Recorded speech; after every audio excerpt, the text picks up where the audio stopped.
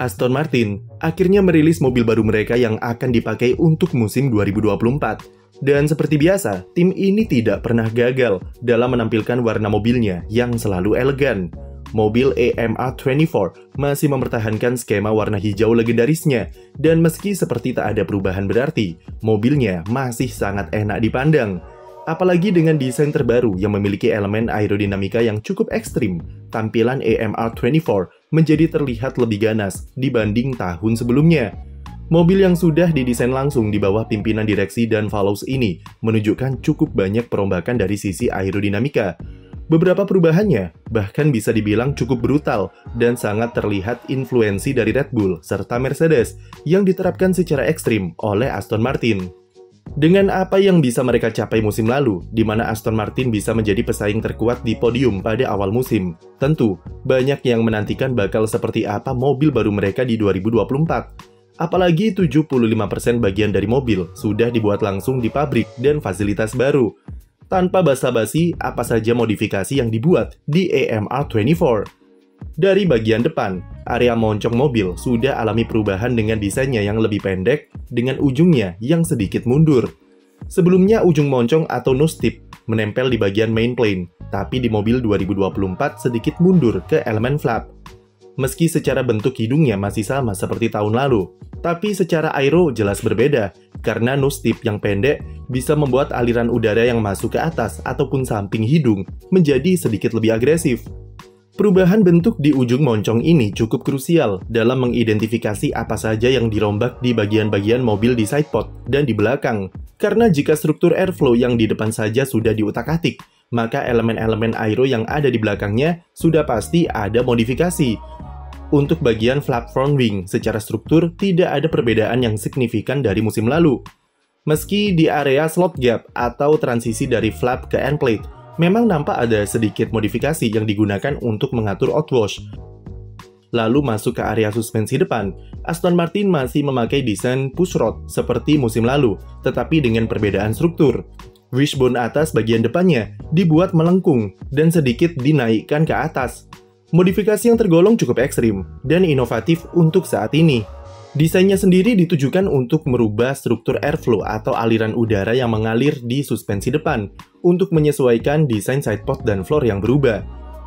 Sidepod sepertinya jadi topik yang begitu dibahas saat peluncuran AMR24 kemarin, karena memang bentuknya yang sekilas nampak agresif, bahkan cenderung cukup brutal menurut kami dari cara implementasi Aston Martin. Dari desain inlet saja sudah bisa dilihat bagaimana pengaruh Red Bull yang lumayan kental di sini. Inlet sidepod yang dibuat kecil dan ramping ini jelas mirip dengan apa yang dikembangkan Red Bull pada update terbarunya di GP Hungaria musim lalu. Tapi perbedaannya adalah Aston Martin memakai elemen underbite atau area penampang yang cukup luas di depan inlet. Penampangnya dibuat cukup lebar, atau bahkan jadi yang paling lebar sampai sekarang, dengan tujuan untuk bisa memaksimalkan airflow yang mengalir ke inlet sidepod atau inlet radiator.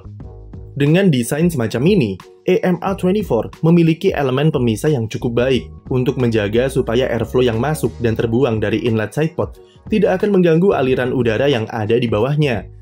Airflow yang mengalir di atas sidepod pun juga bisa dimaksimalkan dengan cara ini dan akan memiliki konsistensi yang lebih bagus.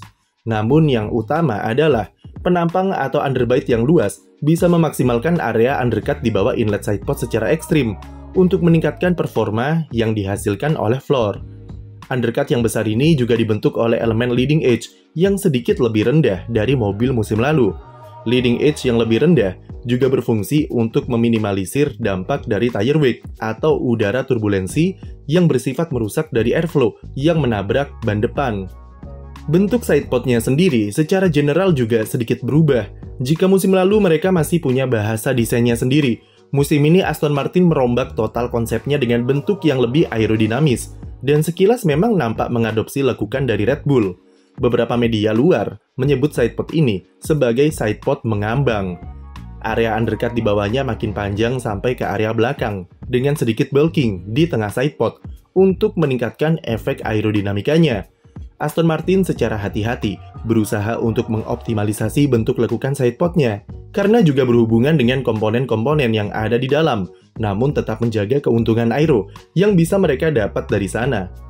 Dari atas, EMA24 masih mempertahankan konsep slide pod atau air terjun yang dibuat lebih menukik tajam ke bawah untuk menambah energi airflow yang mengarah ke area diffuser. Area floor sendiri sekilas nampak sama, namun perubahan secara permukaan struktur sudah cukup terlihat dari depan atau dari leading edge yang dibuat lebih rendah. Elemen Side Impact Structure atau SIS memiliki tonjolan yang lumayan agresif dan ini akan meningkatkan power yang dihasilkan oleh airflow yang mengalir di sana. Dari situ airflow akan diarahkan ke bagian tengah sampai belakang floor yang diatur oleh beberapa elemen turning vanes dan separator di bagian pinggirnya. Masuk ke area belakang, disinilah inovasi yang cukup krusial dibuat di mobil EMA24, terutama di area suspensi. Ketika tim lain banyak yang memilih untuk membedakan suspensi depan dan belakang untuk keseimbangan mekanikal, Aston Martin memilih untuk mengadopsi tipe pushrod di kedua suspensinya, sama seperti AlphaTauri musim lalu.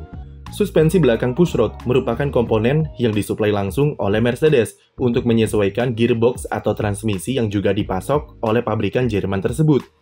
Perubahan suspensi belakang ini menunjukkan jika ada perbedaan dari packaging gearbox yang dibuat lebih tinggi dan membutuhkan susunan suspensi dan knalpot yang berbeda. Secara aerodinamika, desain suspensi belakang dan packaging gearbox musim lalu diklaim merupakan penghambat dari performa mobil 2023 yang membuatnya cukup draggy atau lambat di trek lurus.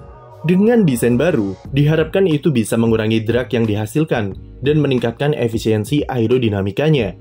Namun efek sampingnya adalah Aston Martin harus memutar otak dalam membuat suspensi depannya supaya menciptakan keseimbangan mekanikal tanpa harus mengorbankan aerodinamika. Hasilnya, terciptalah desain suspensi depan yang agresif dengan wishbone atas yang melengkung seperti demikian.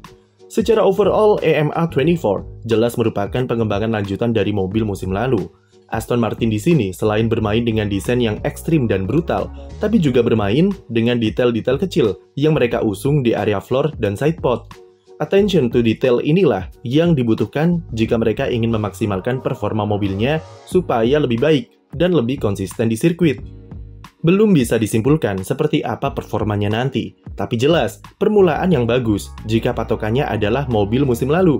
2023 adalah tahun yang menakjubkan bagi Aston Martin, dengan pencapaian 8 kali podium yang diraih Fernando Alonso. Walaupun mayoritas di antaranya diraih pada balapan-balapan pembuka, dan setelah itu performa mereka naik turun, namun tidak menghapus fakta jika Aston Martin sudah bertransformasi menjadi tim yang lebih matang. Mereka sudah mampu untuk membuat mobil yang kompetitif secara konsep. Tinggal bagaimana caranya, supaya bisa dikembangkan secara konsisten dan dengan tingkat development yang tinggi seperti tim-tim besar lainnya. Kehadiran Dan Follows semakin terasa kuat di mobil EMA24 dengan pengaruh desain Red Bull yang ia bawa di aerodinamika.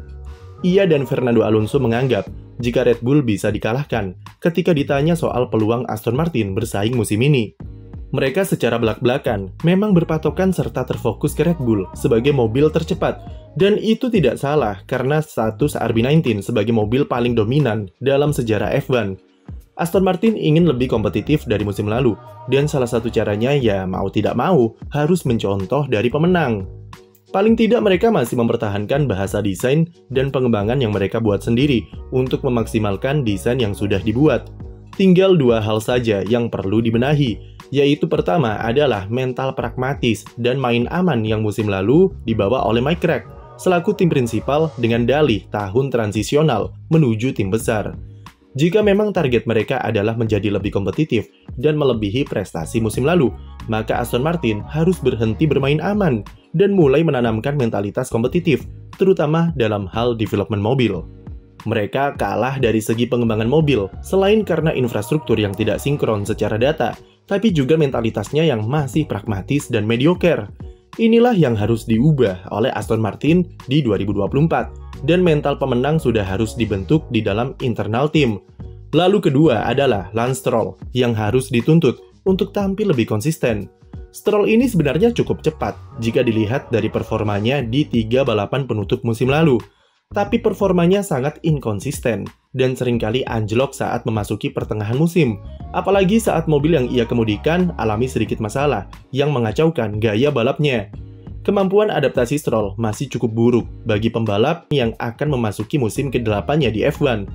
Ketergantungannya ke sebagus apa mobil yang dipunyai oleh tim, membuktikan kalau skill Lance Stroll yang hanya segitu-segitu saja. Tapi seperti yang kami katakan di berbagai video, karena statusnya sebagai karyawan tetap jalur bapak di tim, maka yang perlu Stroll lakukan adalah konsisten. Konsisten adalah kunci. Selama Stroll konsisten di 10 besar, maka Alonso tidak akan terbebani seperti musim lalu, di mana ia menjadi tulang punggung di konstruktor yang sayangnya tidak cukup kuat untuk bisa bersaing dengan tim besar lainnya. Sekian video dari kami, jangan lupa beri like dan subscribe untuk konten F1 lainnya.